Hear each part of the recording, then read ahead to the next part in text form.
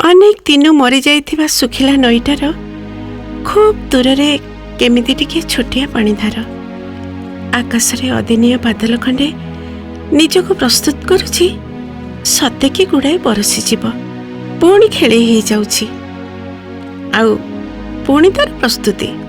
ସେଇ ମଲା ନଈର ଛାତିରେ କ୍ଳାନ୍ତ ହେଇ ପଡ଼ିଥିବା, ନିଷିଦ୍ଧ ଫଳ ଖାଇ ପରମ ପିତାଙ୍କ ନିକଟରେ ମୁହଁ ଦେଖାଇବାର ଲଜ୍ଜାରେ ମ୍ରିୟମାଣ ହେଇ ଅନେକ ପଥ ଦୌଡ଼ି ଦୌଡ଼ି ପଳେଇ ଆସିଥିବା ଆଦମ, ଇବ୍, ଶତରୂପା, ମନୁ। ବାଲିର ଭିତ୍ତିଭୂମିରେ ଘରଟିଏ ତୋଳିବାର ପ୍ରଚେଷ୍ଟା ପରେ ପ୍ରଚେଷ୍ଟା। ଯେତେ ଯତ୍ନରେ କଲେ ବି ଘରଟା ଭୁଷୁଡ଼ି ପଡ଼ୁଛି। ପିଲାଦିନେ ସମୁଦ୍ରର ଆଉ ନଈର ଓଦାଳିଆ ବାଲିରେ ଗୋଡ଼ ଦେଇ କେତେ ତ ଦେଉଳ ତୋଳିଛନ୍ତି ସେମାନେ, କେତେ ଢଙ୍ଗରେ ସଜେଇଛନ୍ତି। କାଲି ଆଉ ଆଜି ଭିତରେ ଅନେକ ଫରକ। ଅନେକ କଷ୍ଟ ପରେ ଯେଉଁ ଘରଟା ଟିକିଏ ଆତ୍ମପ୍ରତ୍ୟୟ, ଆତ୍ମତୃପ୍ତି ଆଣୁଛି, ସେ ବି କେମିତି ଟଳମଳ ହେଉଛି। ଭୟ ହେଉଛି ମଲା ନଈରେ ବି ବେଳେବେଳେ ବନ୍ୟା ଆସିଛି। ଶତରୂପା ଫେରି ଚାହିଁଲା। ଆଗରେ ବିରାଟ ଏକ ତାଳ ଗଛ, ବାଇଆ ଚଢ଼େଇ ଦିଟା ବାଉଙ୍ଗା ଆଗରେ ସେମିତି ଝୁଲୁଛନ୍ତି। ବର୍ଷା ଆସୁଛି, ଝଡ଼ଟା ବି ଆସୁଛି ଭୟଙ୍କର ଭାବରେ। ସେ କୁଟାକାଠି ସଂଗ୍ରହ କଲା, କିନ୍ତୁ ଘରଟିଏ ବସେଇ ପାରିଲାନି। ବରଷାରେ ଭିଜି ଭିଜି ଶୀତଳ ପବନ ମାଡ଼ରେ ଥୁରୁ ଥୁରୁ ହେଇ ଗଛ ଡାଳରେ ଘୁମେଇ ପଡ଼ୁ ପଡ଼ୁ ସେ ଭୟରେ କେମିତି ଚଡ଼ସଡ଼ ହେଇଯାଏ। କାଳେ ପଡ଼ିଯିବ କି?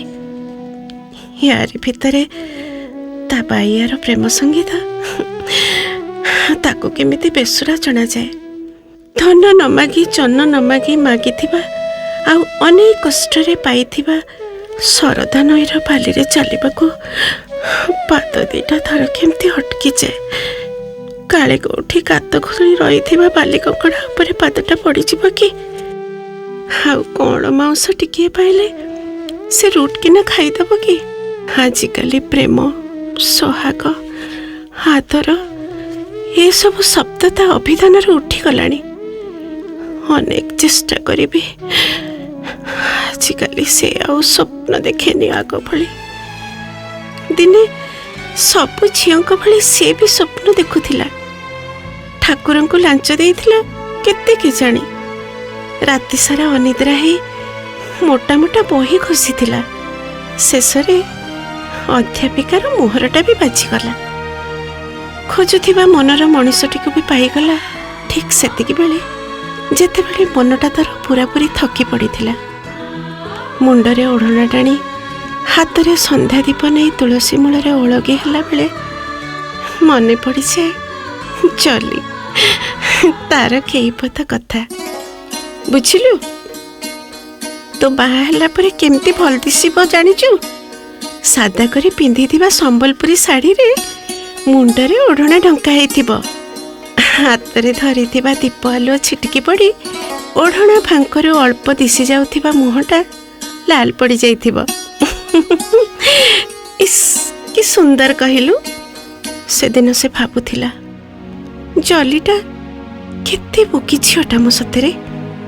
ସିଏ ପ୍ୟାରିସ୍, ହଲିଉଡ଼ର ସ୍ୱପ୍ନ ଦେଖିଲା ବେଳେ ଜଲିଟା ତାକୁ ସଜେଇ ଦେଉଛି ନିହାତି ଗୋଟେ ଗାଉଁଲି ବୋହୂ ବେଶରେ। ଆଜିକାଲି ଆଉ ଜଲି ସାଙ୍ଗେ ଦେଖା ହୁଏନି, କିନ୍ତୁ ସେଦିନର ଥଟ୍ଟା ମଜାର କଥାପଦକଥାର ନିରାଟ ସତ୍ୟ ଭିତରେ ଏଡ଼େଇ ଦେଇ ହୁଏନି, ଭୁଲି ବି ହୁଏନି। ମପାଚୁପା ସମୟର କେଉଁ ଏକ ଅଳସ ମଧ୍ୟାହ୍ନରେ କ୍ଳାନ୍ତ ଶରୀରଟାକୁ ଦୌଡ଼ିଆ ଖଟଟା ଉପରେ ଗଡ଼େଇ ଦେଇ ଶତରୂପା ଭାବେ ତାର ଅତୀତ, ଭବିଷ୍ୟତ ଆଉ ବର୍ତ୍ତମାନ। ଆଖିରୁ ଝରି ଯାଉଥିବା ଗୁଡ଼ାଏ ଲୁହ। ଏଇତକ ତାର ବର୍ତ୍ତମାନ। ଅତୀତକୁ ସେ ଛାଡ଼ି ଆସିଛି ଅନେକ ପଛରେ। ଆଉ ଭବିଷ୍ୟତ ସେଠିକି ହାତ ବଢ଼େଇଲେ ପାଉନି, ଟେଲିସ୍କୋପ ଲଗେଇଲେ ବି ଦେଖାଯାଉନି। ଚାରିଆଡ଼ୁ ଅନେକ ଅଭିଯୋଗର ସ୍ୱର କାନ ଧର ତାପ୍ତ ଧରିଯାଏ। ଦେଖନ୍ତୁ, ଆପଣ ଆଜିକାଲି ବଡ଼ ଇରେଗୁଲାର ହେଉଛନ୍ତି। 2 ବର୍ଷ ଭିତରେ ବି ଆମର ପୋଏଟ୍ରି ସରିପାରିଲାନି। ତାଙ୍କର କ'ଣ ପାଠ ପଢ଼େଇବାରେ ଆଉ ମନ ଅଛି?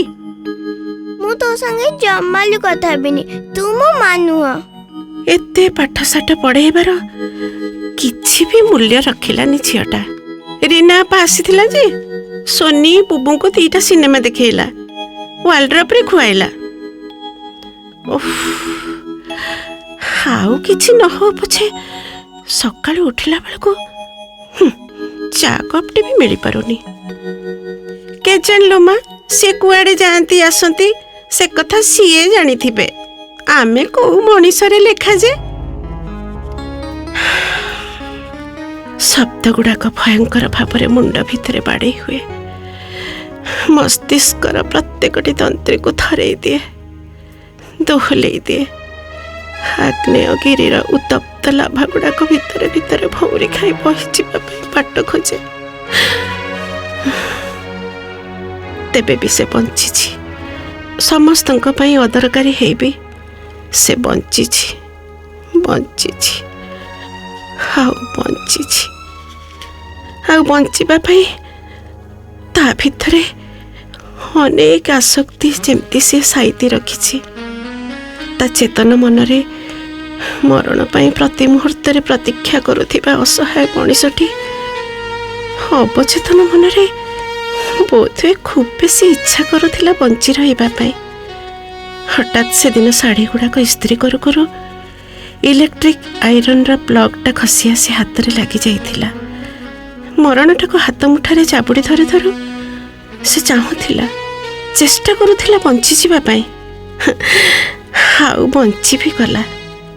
ମରିବା ପାଇଁ ଡହଳ ବିକଳ ହେଉଥିବା ମଣିଷଟି ପାଇଁ ଏହି ମରଣର ମୁହୂର୍ତ୍ତଟା କେତେ ଭୟଙ୍କର ସତରେ। ହେଲେ ହେଲେ ଠିକ୍ ସେଇ ମୁହୂର୍ତ୍ତଟା ହାତ ଛଡ଼ା ହେଇଯିବା ପରେ ସେ ପୁଣି ଚାହୁଁଛି ଜୀବନ ନୁହେଁ, ମୃତ୍ୟୁ। ମୃତ୍ୟୁ।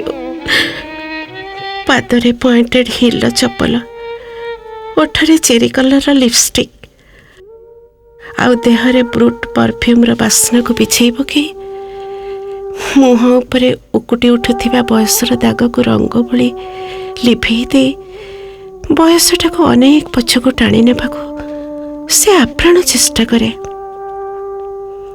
ବାସନ ମାଜି ଖୋରି ହେଇଯାଇଥିବା ନଖକୁ ସୁନ୍ଦର ଭାବରେ ସଜାଏ ନେଲ୍ ପଲିସ୍ ଲଗାଏ। ହେଲେ ସକାଳର ସୂର୍ଯ୍ୟ ଯେ କେତେବେଳେ ଆସି କାନ୍ଥି ଲାଗିଲେଣି ସେ କଥା ସେ ବୁଝିପାରେନି। ସବୁ ଭିତରେ ବି ତା ଭିତରର ଅଧ୍ୟାପିକା ସତ୍ତାଟି ସବୁବେଳେ ମୁଣ୍ଡ ଟେକି ଉଠେ ଉପରକୁ। ଆଉ ସେଇଥିପାଇଁ ମୁହଁ ଉପରେ ଦୁଃଖ ଆଉ କିଛି ନ ପାଇଥିବାର କଳା ଛାଇ ବେଶ୍ ପରିଷ୍କାର ଭାବରେ ପହଁରି ଯାଉଥିଲେ ବି ସେ ହସେ।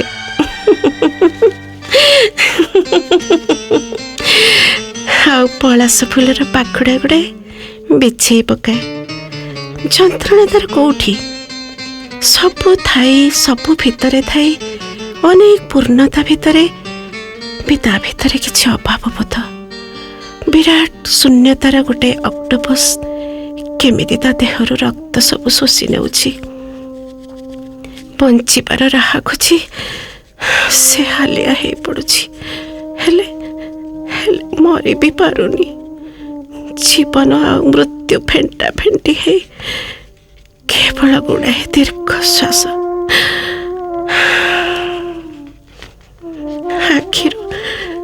ଆଖିରୁ ଲୁହ ଗୁଡ଼ା ଝରୁଛି।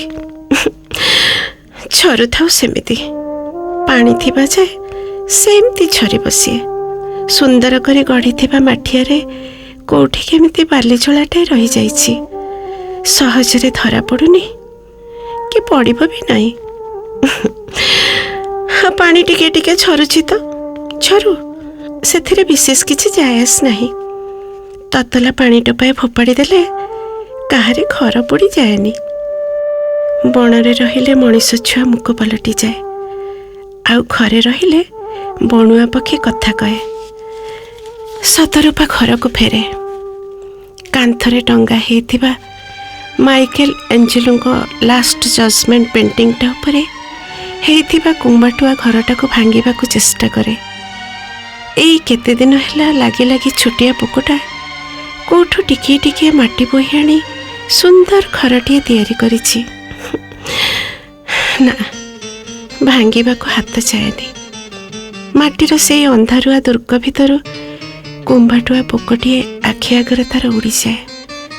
ସେ କେଉଁଠି ଅଛି ଜାଣିନି, କିନ୍ତୁ ସେ ଅନୁଭବ କରୁଛି କଥା କହିବାକୁ ଆଜିକାଲି ଓଠ ତାର ଲେଉଟେନି। ନିଶ୍ଚୁପ ହେଇ ସେ କେବଳ ଖୋଜୁଛି। ସେଇ ଦିନ ଖୋଜି ଚାଲିଛି ଯେଉଁଦିନ ବୋଉ ତାର ପଠେଇ ଦେଇଥିଲା ହାତରେ ଚାଉଳ ଅଞ୍ଚୁଳି ଧରେଇ ଦେ ଘରକୁ ତାର। ଯା ମା, ତୋ ଘରକୁ ତୁ ଯା, ସେଇ ତୋର ସ୍ୱର୍ଗ, ସେଇ ତୋର ବୈକୁଣ୍ଠ। ପର ଘରର କ୍ଷୀରି କ୍ଷୀରିସା ଠାରୁ ନିଜ ଘରର ଖୁଦ ଭଜା ଖଣ୍ଡିକ ଭାରି ସୁଆଦିଆ। ସେଇଆକୁ ନେଇ ସୁଖୀ ହ ମା। ହଁ, ବାପା ବୋଉ ପର ନୁହନ୍ତି ତ ଆଉ କ'ଣ। ବାପ ଘରେ ସେ ମାତ୍ର 24-25ଟି ବସନ୍ତ କଟେଇ ଆସିଥିବା ଅତିଥି। ବୋଉ କହିଛି ଇଏ ତାର ସ୍ୱର୍ଗ, ଇଏ ତାର ବୈକୁଣ୍ଠ। ସେ କିନ୍ତୁ ଜାଣିନି ସେ ସ୍ୱର୍ଗକୁ ଆସିଛି କି ନର୍କକୁ ଆସିଛି। ହେଲେ ସେ ଖୋଜୁଛି ବୈକୁଣ୍ଠ, ବୈକୁଣ୍ଠ ଖୋଜୁଛି ସେ। ତା କାନରେ ବାଜୁଛି ପାଖ ଚାହାଳିରେ ଲହର ଧରି ଗାଉଥିବା କୁନି କୁନି ପିଲାଙ୍କର ଗୀତର ସ୍ୱର।